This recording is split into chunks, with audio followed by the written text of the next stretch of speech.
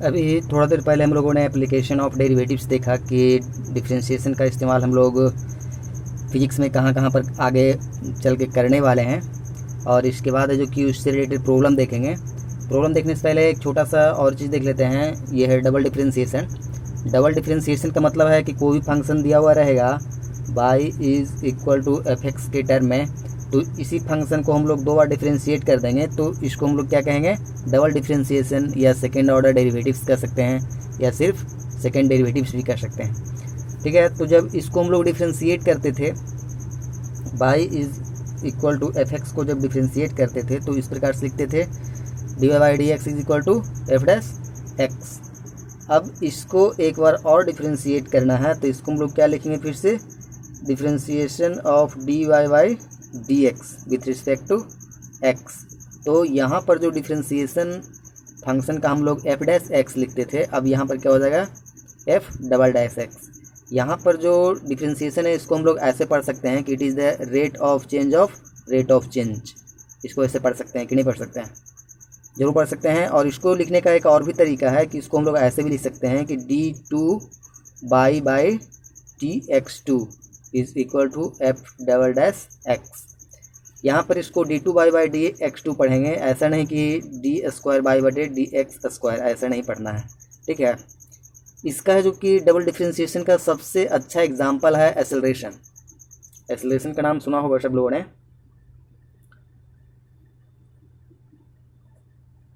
Acceleration है जो कि डबल डिफरेंशिएशन का बहुत ही अच्छा एग्जाम्पल है। एक्सेलरेशन हम लोगों ने अभी देखा था एप्लीकेशन ऑफ डेरिवेटिव्स में कि एक्सेलरेशन क्या होता है कि rate of change of velocity with respect to time. और फिर इसको हम लोग ऐसे भी लिख सकते हैं कि जो वेलोसिटी होता है वो किसका रेट ऑफ चेंज होता है, डिस्प्लेसमेंट का। D s by d two s भी लिख सकते हैं, एक्स भी लिख सकते हैं, वो आपके मानने के ऊपर डिपेंड करता है। और इसी चीज़ को हम लोग ऐसे लिख सकते हैं कि d two s by d t two. Acceleration को हम लोग ये भी लिख सकते हैं और ये भी लिख सकते हैं। अब इससे रिलेटेड बहुत अच्छे अच्छे एग्जाम्पल आते हैं, तो सबसे पहले इससे रिलेटेड एक एग्जाम्पल देख लेते हैं। एग्जाम्पल इस प्रकार से ले लेते हैं कि कोई function y is equal to इस प्रकार से दिया हुआ है x cos x या sin x, कुछ भी ले सकते हैं। तो इसको यदि सेकेंड डेरिवेटिव पूछेगा या डबल डिफरेंशिएशन पूछेगा तो हम लोग क्या करेंगे, इसको दो बार डिफरेंशिएट करेंगे।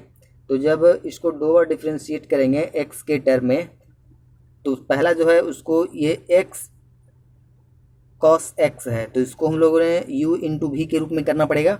और u इंटू भी का फॉर्मूला फिर याद होना बहुत ज़रूरी है, क्या होता था, u into differentiation of v plus v into differentiation of u। तो यहाँ पर हम लोग u इंटू भी का फॉर्मूला का इस्तेमाल करेंगे। तो u किसको माना है, x को, into differentiation of v, cos x का डिफ्रेंसिएशन क्या होता है, minus sine x, plus v किसको माना है, cos x को, into differentiation of u, x का डिफ्रेंसिएशन 1। फिर इसको जब दोबारा डिफ्रेंशिएट करेंगे तो लिखेंगे d two by d x two is equal to, अब यहाँ पर है जो कि ये दोनों माइनस का इस दोनों के बीच में रिलेशन नहीं है बल्कि इंटू का रिलेशन है, जैसा कि हम लोगों ने देखा था यहाँ पर इस फॉर्मूले से। तो फिर से ये u इंटू भी के रूप टर्म में आ गया और ये प्लस cos x। तो फिर से उसी फॉर्मूला का इस्तेमाल करेंगे, u किसको माना है, x को, into differentiation of v, minus sine x, तो माइनस बाहर आ जाएगा, साइन x का क्या होता है, cos x। फिर प्लस, तो प्लस v किसको माना है, माइनस साइन x को, इंटू डिफ्रेंशिएशन ऑफ u किसको माना है, x को, x का डिफ्रेंशिएशन 1, प्लस cos x का डिफ्रेंशिएशन माइनस साइन x।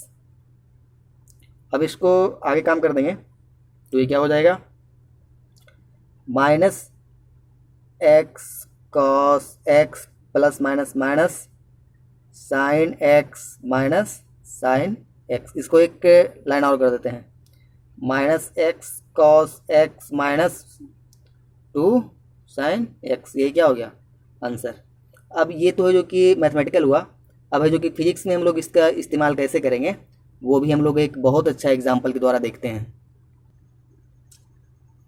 इस प्रॉब्लम में कह रहा है कि the position of A particle is given by एक फंक्शन दिया हुआ है, इक्वेशन, और वो जो इक्वेशन है वो टी के टर्म में दिया हुआ है, s is equal to t cube minus 9t square plus 60।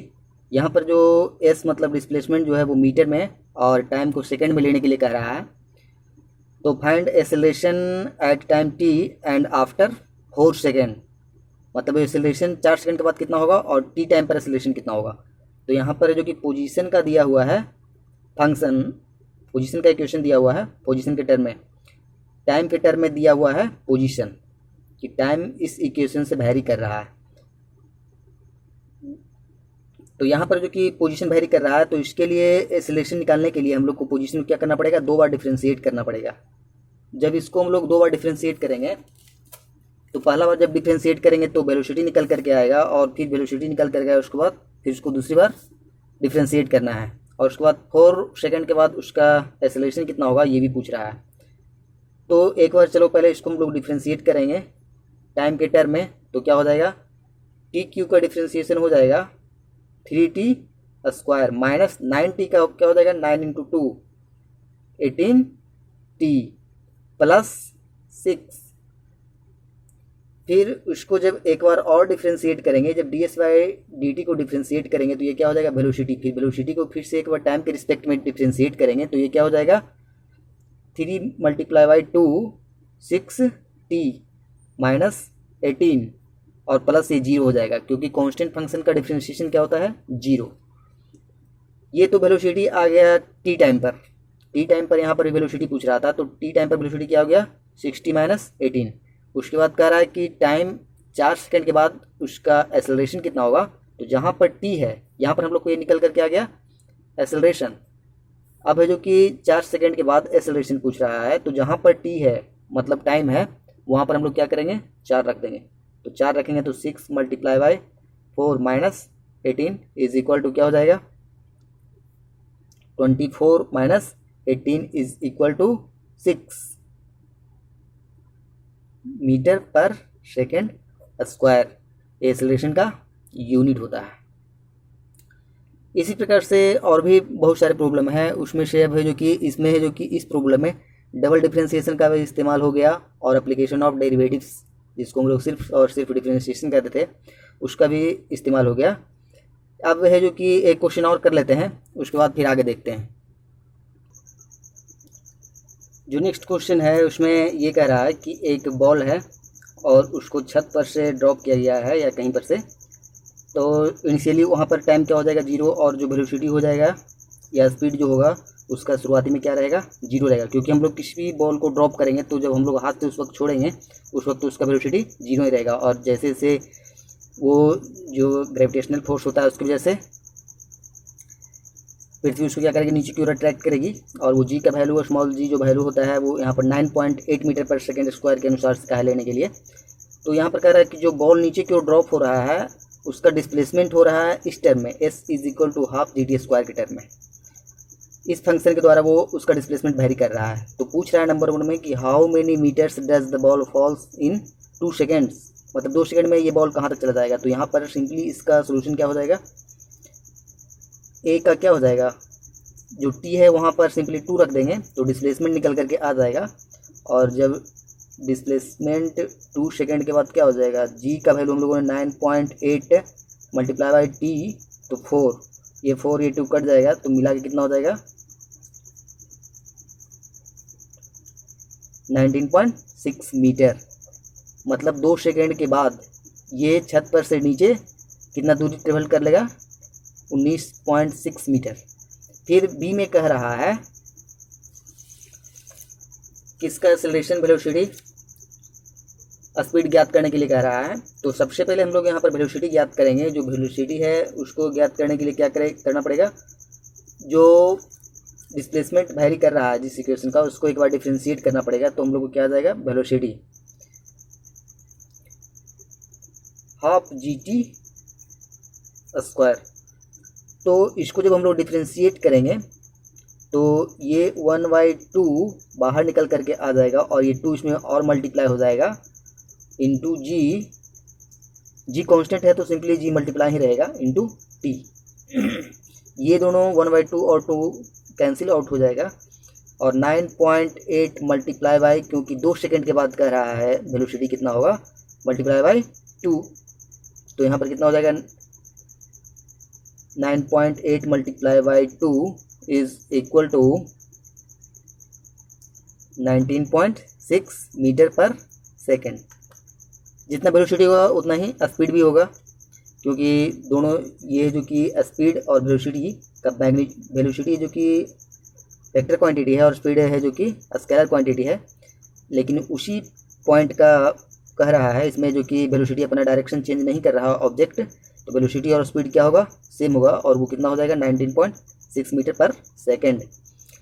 फिर उसी प्रकार से यदि वेलोसिटी पूछेगा तो डाउनवर्ड इसमें डायरेक्शन लगाना पड़ेगा, डाउनवर्ड, और सिर्फ वेलोसिटी पूछेगा तो सिर्फ ये मैग्नीट्यूड हो जाएगा, और सिर्फ स्पीड पूछेगा तो 19.6 मीटर पर सेकेंड, और वेलोसिटी पूछेगा तो इसमें डाउनवर्ड लगा देना है, डाउनवर्ड डायरेक्शन में। अब एक्सेलरेशन पूछ रहा है, तो एक्सेलरेशन के लिए क्या करना पड़ेगा, इसको एक बार और डिफरेंशिएट करना पड़ेगा, और जब इसको एक बार और डिफरेंशिएट करेंगे 2gt को, तो 2 भी कांस्टेंट है और g भी कांस्टेंट है। t का डिफरेंशिएशन 1 हो जाएगा, तो इस प्रकार से, सॉरी यहाँ पर जो कि 2 कट गया था तो 2 कैंसिल हो जाएगा, और ये जो g है वो कांस्टेंट है, और ये t का डिफरेंशिएशन 1 हो जाएगा, तो सिर्फ और सिर्फ g, और g का वैल्यू कितना होता है 9.8 मीटर पर सेकेंड स्क्वायर।